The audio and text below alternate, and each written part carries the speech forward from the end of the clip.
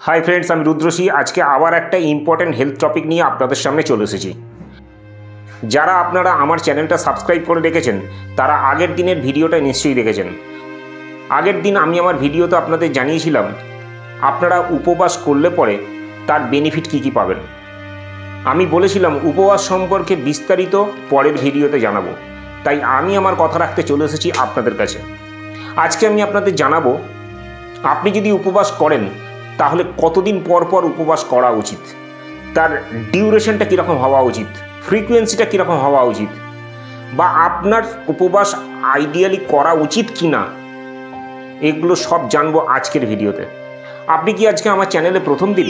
তাহলে চ্যানেলটা এখনই সাবস্ক্রাইব করে বেল বটনটা প্রেস করে রাখুন। আমি রুদ্রসী, প্রফেশনাল ওয়েলনেস কোচ। আপনি দেখছেন আমার ইউটিউব চ্যানেল ওয়েলনেস আপ। সুস্থ থাকুন, সুস্থ রাখুন।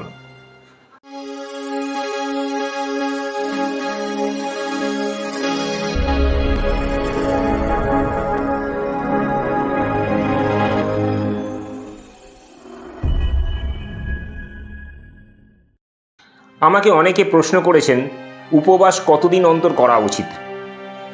ম্যাক্সিমাম মানুষ উপবাস করে তাদের আধ্যাত্মিক কারণে। অ্যাকচুয়ালি উপবাস ব্যক্তি স্বাস্থ্য, লক্ষ্য এবং উপবাসের ধরনের উপর নির্ভর করে। তো আমি আজকে আপনাদের কিছু উপবাসের ধরন সম্পর্কে জানাবো। আপনি এর মধ্যে থেকে চুজ করে নেবেন আপনার পক্ষে কোনটা আইডিয়াল হবে। প্রথম যে উপবাসের ধরন সেটাকে বলা হয় ইন্টারমিটেন্ট ফাস্টিং। শব্দটা অনেকে শুনে থাকবেন, অনেকে হয়তো এটা জানেন বা অনেকে জানেন না। তো যারা জানেন না তারা জেনে নিন। ইন্টারমিটেন্ট ফাস্টিং হচ্ছে আপনি কিছুটা সময় খাবেন দিনের, আর কিছুটা সময় না খেয়ে থাকবেন। মানে 24 ঘন্টার মধ্যে আপনাকে প্ল্যান করে চলতে হবে কিছু সময় আমি খাবো এই সময় থেকে এই সময়ের মধ্যে, আর বাকি সময়টা আমি জল ছাড়া কিছু খাবো না। ইন্টারমিটেন্ট ফাস্টিং দুই প্রকারের হয়, একটা হচ্ছে 16:8 রেশিও, আর একটা হচ্ছে 5:2 রেশিওতে। 16:8 রেশিওটা কি? 24 ঘন্টার মধ্যে 8 ঘন্টা, দিনের 8 ঘন্টা আপনার যা খাবার ডায়েট প্ল্যানে যা আছে, যত ক্যালোরি আপনার ইনটেক করার 8 ঘন্টা, সেটা আপনি দিনের 8 ঘন্টার মধ্যে কমপ্লিট করবেন। আর বাকি তারপর থেকে 16 ঘন্টা আপনাকে না খেয়ে থাকতে হবে, শুধুমাত্র জল আপনি খেতে পারবেন। আর 5:2 পদ্ধতি হচ্ছে সপ্তাহে 5 দিন আপনার নর্মাল ডায়েট চার্ট মেনটেন করবেন আপনি, কিন্তু সপ্তাহে 2 দিন আপনি লো ক্যালোরি ডায়েট মেনটেন করবেন। এই ধরুন 500 থেকে 600 ক্যালোরি ডায়েট মেনটেন করবেন। এটা হচ্ছে 5:2 রেশিওর ইন্টারমিটেন্ট ফাস্টিং। নেক্সট যে প্রকার উপবাসে সেটা হচ্ছে 24 ঘন্টার উপবাস করা।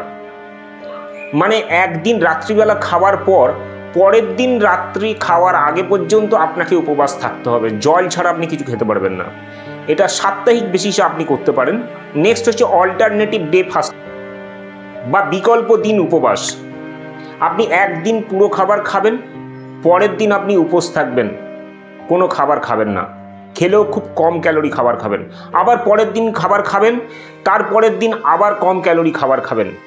নেক্সট হচ্ছে ঋতুভিত্তিক বা পিরিয়ডিক ফাস্টিং। মাসে বা বছরে কয়েকবার দীর্ঘ সময়ের জন্য উপবাস করা। যেমন 3 থেকে 7 দিন পর্যন্ত আপনি সলিড ফুড না খেয়ে শুধুমাত্র লিকুইড বা জল খেয়ে উপবাস করলেন। এটা আপনি বছরের কয়েকবার করতে পারেন বা মাসে একবার করে করতে পারেন। তো এই কয়েক প্রকার উপবাস সাধারণত আমরা করে থাকি। এর মধ্যে আপনার কোনটা প্রয়োজন সেটা বুঝবেন কিভাবে, কোন উপবাসটা আপনার করা উচিত সেটা বোঝার জন্য কয়েকটা টিপস আপনাদের জানিয়ে রাখি। প্রথমে আপনাকে দেখতে হবে আপনার স্বাস্থ্য কোন পরিস্থিতিতে আছেন। এর জন্য হেলথ ইভ্যালুয়েশন বা স্বাস্থ্যের মূল্যায়ন করানোটা খুব জরুরি। যদি আপনি দেখেন আপনার স্বাস্থ্য অনেকটাই খারাপ, তাহলে অবশ্যই ফাস্টিং করার আগে বা উপবাস করার আগে আপনার চিকিৎসকের সঙ্গে পরামর্শ নিয়ে তারপর আপনি শুরু করুন। নেক্সট হচ্ছে আপনার শরীর কীরকম সাড়া দিচ্ছে।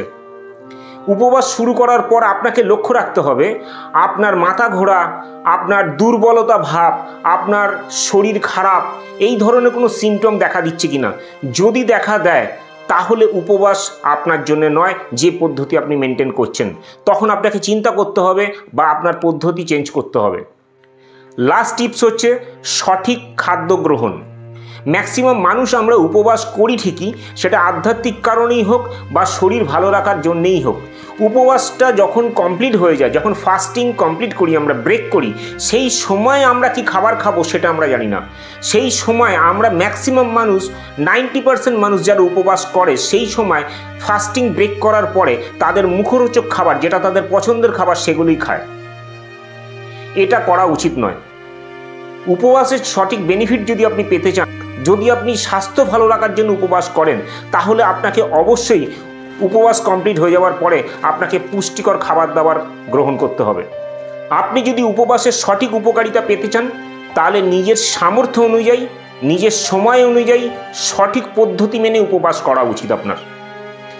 যারা আমার আগের ভিডিওটা দেখেননি, আজকে প্রথম আপনি দেখছেন যে উপবাসের বেনিফিট কী কী, তারা এখানে আই বাটনে ক্লিক করে আগের ভিডিওটা দেখে আসুন। সেখান থেকে আপনারা জানতে পারবেন উপবাসের উপকারিতা কী, কেন আপনি করবেন উপবাস। তো আজকের ভিডিও এইটুকুই। আমি রুদ্রসী বিগত 13 বছর ধরে মানুষকে হেল্প করে আসছি শুধুমাত্র জীবনযাপন পরিবর্তনের মাধ্যমে কি করে সুস্থ থাকতে হয়। আর এর জন্য দরকার পার্সোনাল হেলথ কাউন্সেলিং বা স্বাস্থ্যের মূল্যায়ন। আপনি কি ইন্টারেস্টেড আমার সঙ্গে মিট করতে? তাহলে নিচের ডেসক্রিপশানে গিয়ে পার্সোনাল হেলথ ইভ্যালুয়েশন লিঙ্কে ক্লিক করে আপনি আপনার অ্যাপয়েন্টমেন্ট বুক করুন, অনলাইন অর অফলাইনে। আজকের এই ভিডিওটা যদি আপনার ইনফরমেটিভ মনে হয়, যদি মনে হয় যে অ্যাডিশনালি আপনি কিছু জানতে পারলেন, তাহলে অবশ্যই একটা লাইক দিয়ে দেবেন, অন্যদের সঙ্গে একটু বেশি বেশি করে শেয়ার করে দেবেন। আর এই চ্যানেলে আপনি যদি প্রথম দিন হন, তাহলে চ্যানেলটা সাবস্ক্রাইব করে বেল বাটনটা প্রেস করে দেবেন।